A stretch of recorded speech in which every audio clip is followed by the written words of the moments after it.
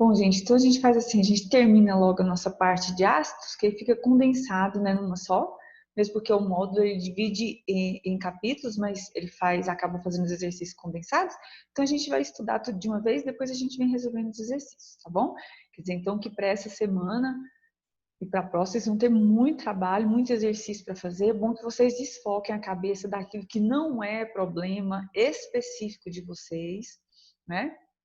Que eu sei que vocês estão aí assoberbados com essa notícia, não é isso? Mas assim, foquem na vida de vocês, certo? Ah, mas não é vida nossa, Iane. Estou vendo Iane dizer, mas isso também é nossa vida. Sim, gente, claro. Mas o que eu quero dizer é o seguinte: quando você mantém sua cabeça focada em outro assunto, você acaba se dispersando, né? E estressa menos, tá bom? Então, vamos focar nisso, vamos focar nos seus estudos. Você tem uma prova para fazer esse ano, o ano que vem, seja lá o que você tem uma prova para fazer, tá bom? Vai cuidar da sua vida, tá? Vai estudar para você voltar, para você melhorar. Vai estudar medicina, vocês, para vir cuidar de mim, que eu já estou envelhecendo, estou ficando velhinha, né? Já vou fazer 43 anos daqui a uns dias. Tá bom? E eu vou precisar de uns cuidados, tá certo? Estou vendo a cara de uns em um assim, mas eu sei que vocês depois vão acabar cuidando de mim, né? Afinal de contas, eu estou cuidando um pouquinho de vocês, né? Então, vamos terminar lá os nossos ácidos, que é o seguinte. Ó, quanto à nomenclatura, então. Lembra que eu falei com vocês? Ai, vontade de espirrar, gente, aí já fica que a questão do vocês vão memorizar aqueles nomes daqueles ácidos comuns, não é isso? Lembra lá daquele macetinho, né? Não, como, bolo, claro, só pão sírio, tá bom? E tem alguns que você vai acabando englobando aí por fora. Mas a nomenclatura, então, ó, que eu quero te mostrar, então é isso, tá? O ácido clórico é o HCl3. HCl3 é o ácido clórico. Diminuiu um oxigênio cloroso, diminuiu dois oxigênios hipocloroso. E aí forma o hipoclorito. Aí você vai lembrando. Perigoso é o nome do ácido. Ito é o nome do ânion. Então, o nome desse ácido é ácido cloroso, então o nome do ânion vai ser clorito. Aí, se for o HClO, ácido hipocloroso. E o nome do ânion, hipoclorito. E assim sucessivamente, tá bom? Um ou outro que você vai fugir um pouquinho daquela regra dos ácidos comuns que eu passei para você, tá bom? Mas aqui no seu módulo ele faz a explicação também de inox. Eu sugiro então que você aprenda as duas maneiras, que aí você fica com duas cartas na manga. Tá certo? Beleza, aí ele vai falar do ácido hipo aí, que é a questão do NOx, tá? Mas aí os NOx tem a questão lá que alguns têm as exceções, então eu aprendi assim, eu memorizei assim, por isso que eu tô passando para você. Mas aí você escolhe, ok? Aí o seguinte, a gente tem outras nomenclaturas, que é a questão do ortometa e piro. Tem que ter cuidado, né, para não misturar lá com ortometa para lá do anel aromático, né? Não. Então aqui é ortometa piro. O que acontece? O orto é o seu ácido no grau normal de hidratação dele. Então, o ácido fosfórico H3PO4 é o ácido lá no seu estado normal de hidratação. Que essas denominações orto, meta e piro é para a hidratação do ácido. Quando ele perde uma molécula de água, ele vai passar a ter a denominação meta, ok? Então, o H3PO4, quando ele virar o HPO3, ele vai ser o ácido metafosfórico. Beleza. E aí o que acontece? Quando você pega esse ácido, multiplica ele por 2 e tira uma molécula de água, desidrata ele, vira o ácido piro, tá bom? Isso aqui você faz para potencializar mais a questão da acidez, tá? Beleza. Aí o que acontece? Você pode também fazer a questão da substituição pelo anel, pelo o enxofre. O que acontece? Às vezes a gente faz uma substituição do oxigênio pelo enxofre. E quando a gente substitui, a gente denomina esse ácido de tio.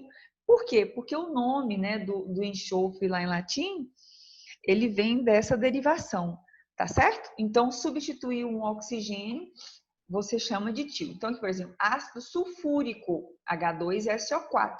Se você tirar um oxigênio e colocar 2 enxofre, H2S2O3, fica o ácido tiosulfúrico. Aqui, por exemplo, ó, o ácido ciânico, né? Que é o HOCN. Se você tirar o oxigênio e colocar o enxofre, o tiociânico e assim sucessivamente, tá? Por que você faz isso? Às vezes uma questão de reatividade, às vezes uma questão de ligação, de completação, que o oxigênio, que o enxofre, ele pode entrar lá naquela parte da expansão do octeto, tá certo? Então você pode fazer isso. Dentro das suas considerações gerais, isso é muito importante, tá? Os ácidos são compostos moleculares, porque eles têm basicamente ligações covalentes em suas moléculas. Em solução aquosa, essa molécula do ácido ela se rompe num processo chamado ionização, porque vai ocorrer a formação de íons. Ionização é a ação de fazer íons. O íon H+, que quase não se utiliza mais, e o H3O+, é o responsável pelas propriedades ácidas. Isso é importante, porque quando você olhar lá no seu balanceamento a presença de H+, ou H3O+, você vai lembrar que aquele meio é ácido. A maioria dos casos possui um sabor azedo muito forte ou menos, não é?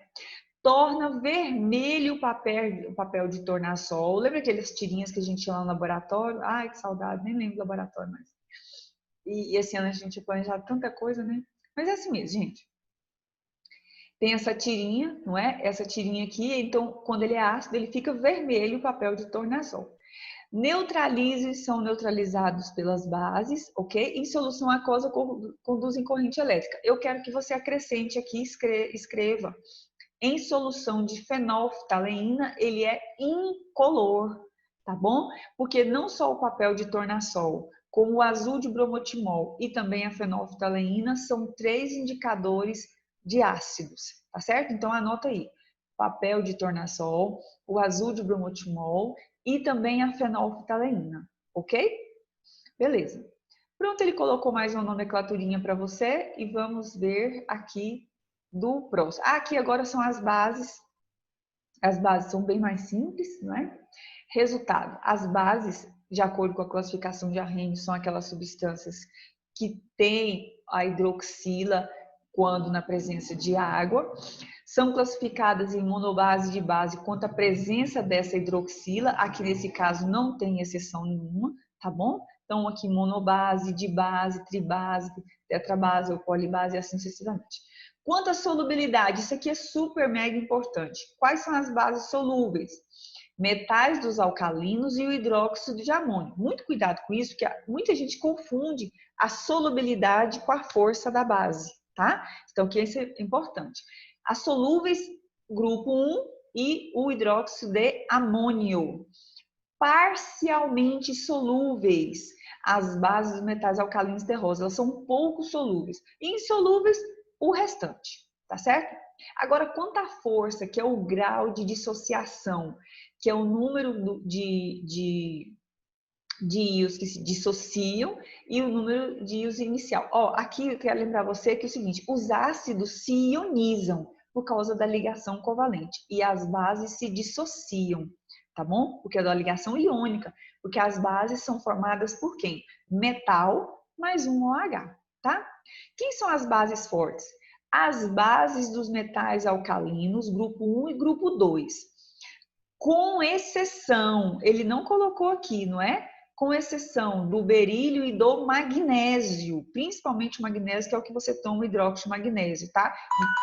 Meu Deus, desculpa aí, gente. Desculpem, por favor, é uma emergência.